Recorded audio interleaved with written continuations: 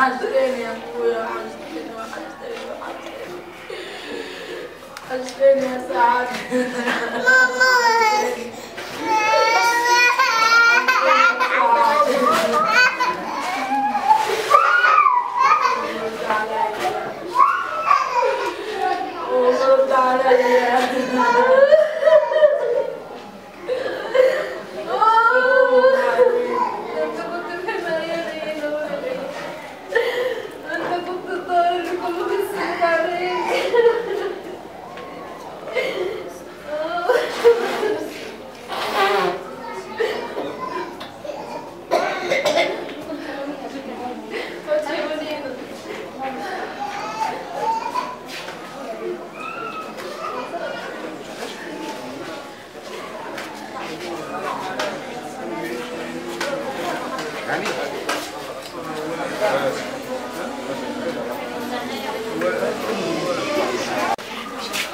احنا جايين النهارده عشان الثانويه بتاعت ولادنا، مش الثانويه يعني هم ادي لهم سنه هم في السما دلوقتي، فجايين نقول لهم انتوا استحقيتوا المكان اللي انتوا فيه، هم يستحقوا المكان اللي هم فيه. انا كنت معاهم بس ما كنتش استحق المكان اللي هم فيه، فيظهر ان احنا لسه علينا شويه، بس الايام جايه يعني واكيد هنحسن يبقوا معانا اكيد. مينا مش هيسيبنا في حته تانيه.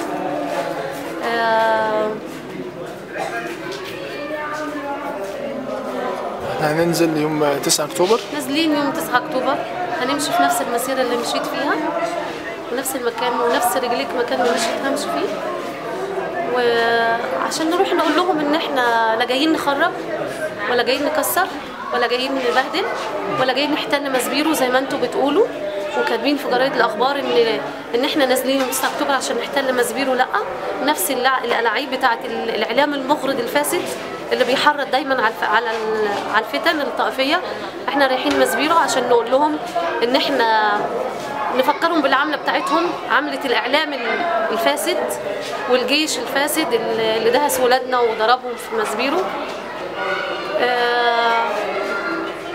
وكمان الشهداء مش محتاجين اي تبرعات من حد. الكلام اللي بيتقال ان احنا لامين فلوس للشهداء ومش لامين فلوس للشهداء والقصه دي كلها، الشهداء مش عايزين تبرعات من حد، واللي عايز يدي تبرع لاي شهيد يوصله بايده، ما يدوش لحد عشان يوصله. احنا الشهداء كلهم هم موجودين ومحدش عايز حاجه من حد، اللي عايز يوصل حاجه لشهيد من اي اسر، لاي اسره شهيد من الموجودين يوصلها له بايده، يدور على البيانات بتاعته وهيعرف يوصل له على تليفونه، هيوصل له ويوصلها بايده. لكن اي تبرعات ولا اي قصه من دي احنا مش عايزين حاجه من حد. طيب ايه مطالب يوم 9 أكتوبر الجاي؟ مطالب 9 أكتوبر المحاكمات، القصاص لولادنا. لحد الان ولادنا اللي عملوا العمله دي لحد الان ما اتحكموش، هما بينعموا بالحريه وعايشين حياتهم واحنا اتحرمنا منهم. فاحنا عايزين يعني حاجه يعني حتى يعني نحس ان هم اللي بيعمل جريمه يتحكم عليها، يتحاسب عليها.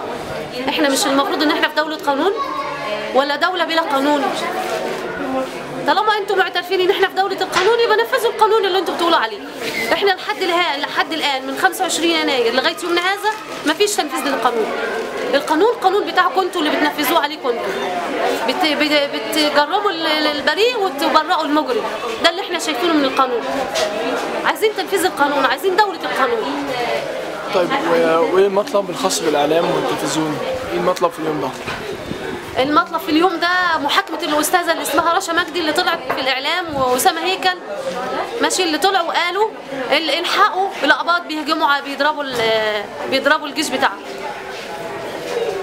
ده الكلام اللي اتقال. وكمان الاستاذ حمدي بدين باشا قال لو لقيت اي قبطي اقتله وانت مش هتتحكم ولا تاخد اي حساب. ده الكلام ده اتقال واحنا هناك في مسبيرو. التصريحات دي كلها احنا سمعناها. فدول الناس دول لازم يتحاكموا، لازم الاعلام يتطهر، لازم يبقى في تطهير شامل للاعلام. وما زال الاعلام مغرض وما زال الاعلام فاسد وما زال عايش في الفساد بتاعه، مفيش اي تغيير. بدليل اللي نزل في الاخبار من كام يوم ان احنا نازلين نحتل مسبيرو يوم 9 أكتوبر، وده مش صح. احنا لا نازلين، احنا مسيره سلميه جدا ونازلين نطالب بحق الشهداء ونازلين نطالب بحق الناس الغلابه الفقراء اللي ما زالوا مطحونين وما زالوا بيعانوا من الفقر وشده الفقر اللي بتزيد عليهم اكتر واكتر. انت كنت واحده من اهالي الشهداء اللي قابلوا الدكتور محمد مرسي في قصر رئاسه، ايه اللي تم بعد اللقاء ده؟ مفيش اي حاجه تمت، بالعكس، ولا اي وعود اتنفذت ولا اي شيء تم. احنا من سيء لأسوأ لغايه يومنا هذا.